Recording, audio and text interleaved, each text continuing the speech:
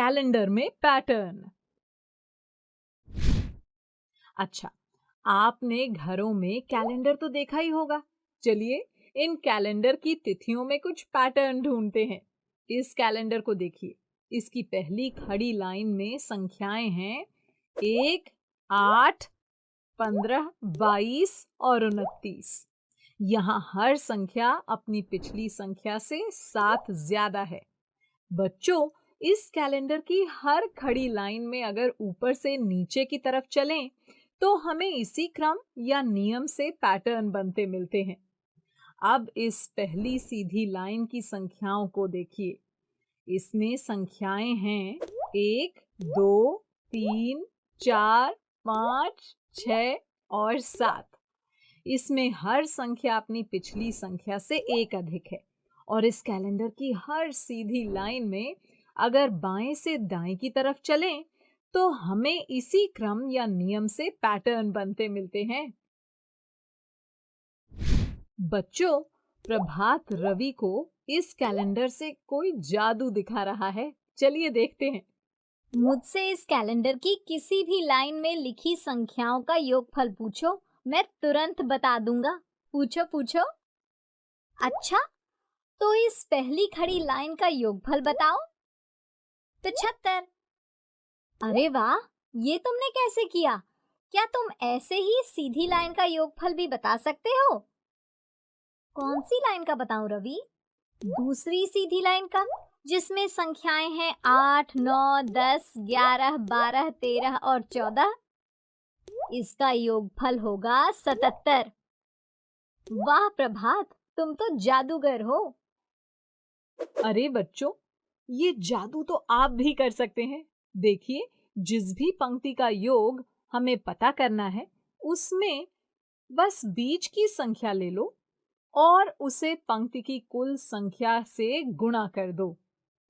जैसे इस पहली खड़ी पंक्ति में बीच की संख्या है 15 और इसमें कुल संख्याएं हैं 5, तो 15 गुना 5 हुआ 75।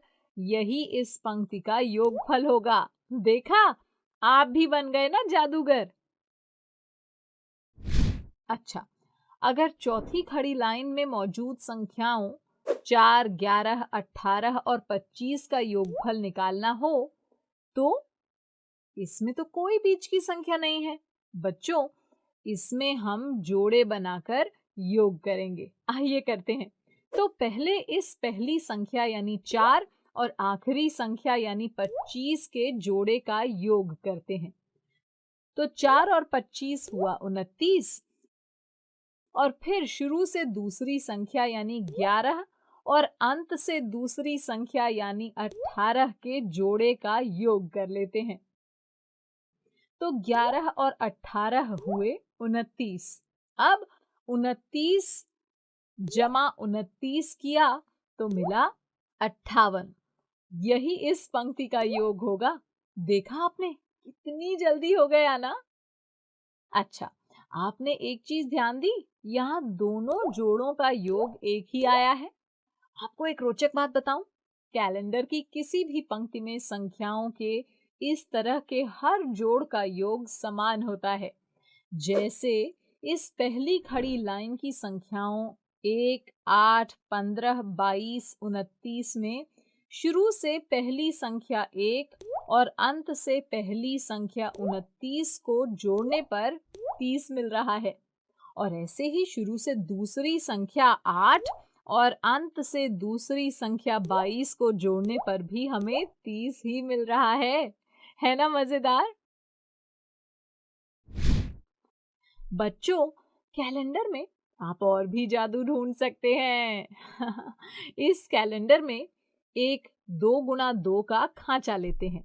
देखिए, इसकी पहली पंक्ति में 9 और 10 है और दूसरी पंक्ति में 16 और 17 है। अब इस खांचे में तिरछा जोड़ करते हैं। 9 और 17 को जोड़ा तो मिला 26 और 10 और 16 को जोड़ने पर भी मिला 26। और इसी तरह एक और 2 गुना 2 का खांचा ले लेते हैं। जैसे ये 2, 3, 9 और 10। और इसमें भी तिरछा जोड़ करते हैं। तो 2 और 10 हुए 12 और 3 और 9 भी हुए 12। अरे, इनका जोड़ भी समान ही आ रहा है। यानी बच्चों, कैलेंडर में किसी भी खांचे में तिथियों को तिरछा जोड़ने पर उनका उत्तर समान ही आता है ना रोचक? चलिए, अब हम एक 3 गुणा 3 का खांचा ले लेते हैं। देखिए, इसकी पहली पंक्ति में संख्याएं हैं 1, 2, 3 और दूसरी में 8, 9, 10 और तीसरी में 15, 16, 17 यानी कुल 9 संख्याएं हैं।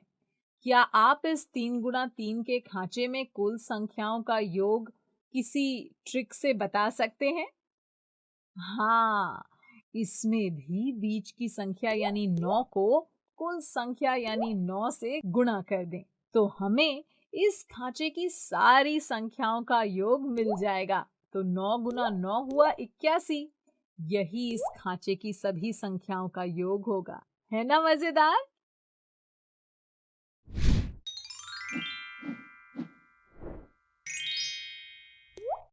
जादुई त्रिकोण, वर्ग और षटकोण। अच्छा, अब इस जादुई त्रिकोण को देखिए। इसे 1 से 6 तक संख्याओं को एक एक बार प्रयोग करके बनाया गया है। क्या आप इस त्रिकोण में कोई खास बात देख पा रहे हैं? देखिए, इसकी प्रत्येक भुजा में संख्याओं का जोड़ 9 है। तो क्या आप इस दूसरे जादुई त्रिकोण को पूरा कर सकते हैं? बताइए, इस भुजा में 4 और 6 के बीच कौन सी संख्या आएगी? इसके लिए इस जादुई त्रिकोण में किसी एक भुजा की सभी संख्याओं को जोड़ लेते हैं।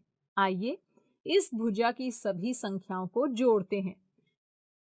तो 5 + 1 + 6 हुआ 12। यानी इस जादुई त्रिकोण की सभी भुजाओं में संख्याओं का योग 12 है। तो इस खाली गोले की संख्या निकालने के लिए 12 में 4 और 6 का योग यानी 10 घटा देंगे। तो 12 में से 10 घटाया तो हुआ 2। यही इस खाली गोले की संख्या होगी। अच्छा, अब इस वर्ग को देखिए। अगर हम इसमें इस पहली खड़ी लाइन की संख्याओं 16, 5, 9 और 4 को जोड़ें तो हमें मिलता है 34। और अब इस पहली सीधी लाइन की संख्याओं 16, 2, 3 और 13 को जोड़ें तो भी हमें 34 ही मिल रहा है।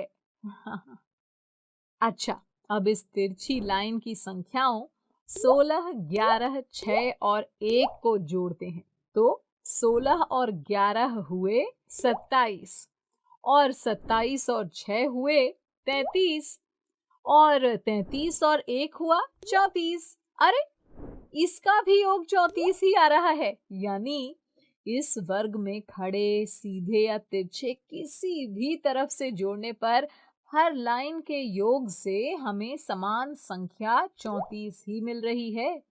यानी ये एक जादुई वर्ग है। अच्छा, अब इस षटकोण को देखिए। इसमें हर भुजा पर 2 गोले और एक चौकोर खाना है।